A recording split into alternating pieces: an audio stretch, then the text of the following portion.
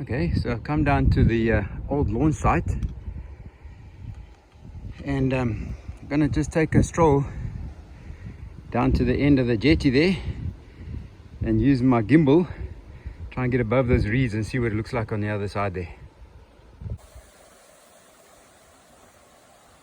All right, let's send this thing up and see what it looks like on the other side of these reeds.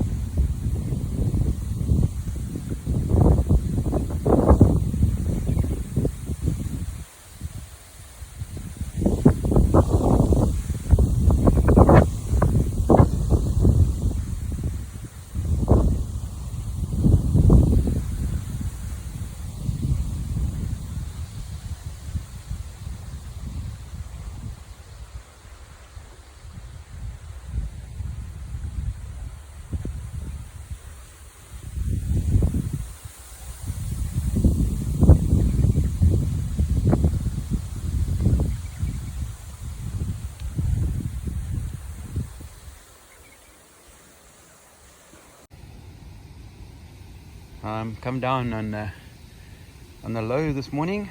Lots of people have been asking what's happening at the mouth, so I just stopped you on the boardwalk to show you that the water lilies are still thriving. So obviously not much salt water getting in here as I cross the boardwalk here. You can see how the water's flowing out on the low. Interesting to see what it looks like down at the mouth, and I'll be showing you that in a few moments time. Let's come across from the southern side as well, but the key thing is this channel looks quite deep, and the flow is still very strong, both from the lake system and from the Umfolozi River over there. And you can see the line in the middle of the video, the two currents come together and start to flow out to sea. And as I walk around, you can see the dune here, and it's heading north like it should do this time of the year, specifically with all the cold fronts and things coming through. But yeah, I mean, this gap here has narrowed. I'm guessing it's probably about 30 meters wide from the one side to the other, and obviously it widens as it goes out to sea. And so obviously when the sea pushes in on the high tide, it comes through quite strong and obviously a lot wider. But I'm sure this current is still very strong against the high tide, and if I have a chance tonight, this afternoon, I'll come down and do another video on the high tide. Chaps down at the mouth, look how proud they are with their nice perch. Well done, boys. Fantastic.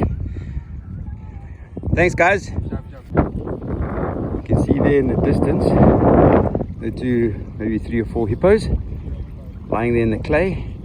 You can see clearly there the channel. I'm going to put it up on the gimbal now and see if we can see how clear the channel is.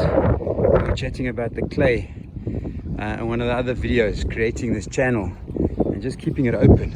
You can see there's still loads of clay out there, and you can see how this bank has grown big time.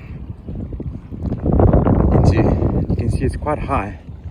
If this chap walks over the top, you'll see how it kind of just disappears, and you'll see, give you an idea of how high it actually is.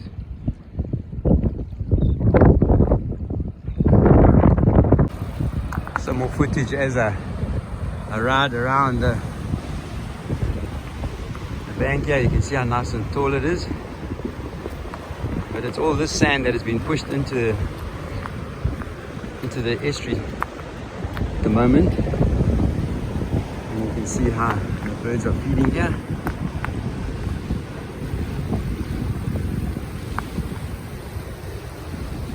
Tide's starting to push.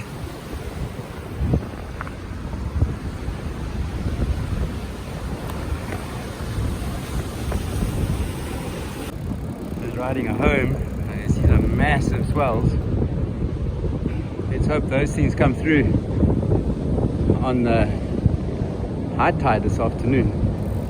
Huge swells.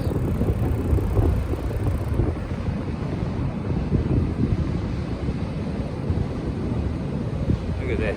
Yeah. I'm going to be hitting with that with a boat. So I'm back at the mouth, guys, on the high tide. And if you look carefully, I can't get the camera quite high so you can see the color line at the back there.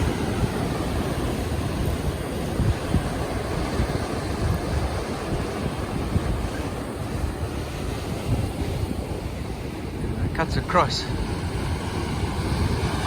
there, and then obviously when it comes to trying to fight against the fresh water that's coming out of the system from the river and obviously the lake.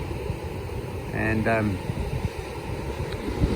think the water that's inside here in the lake system, or estuary if you want to call it now, this is actually fresh water that's kind of like dammed up as a result of the tide pushing against the flow of the lake system water and the river. It's not much wider down at the bottom there from this morning. You can see how the water does, the waves do push in and kind of flow over the top of the bank there. You can see where the water was, and then flows into the system on the other side there.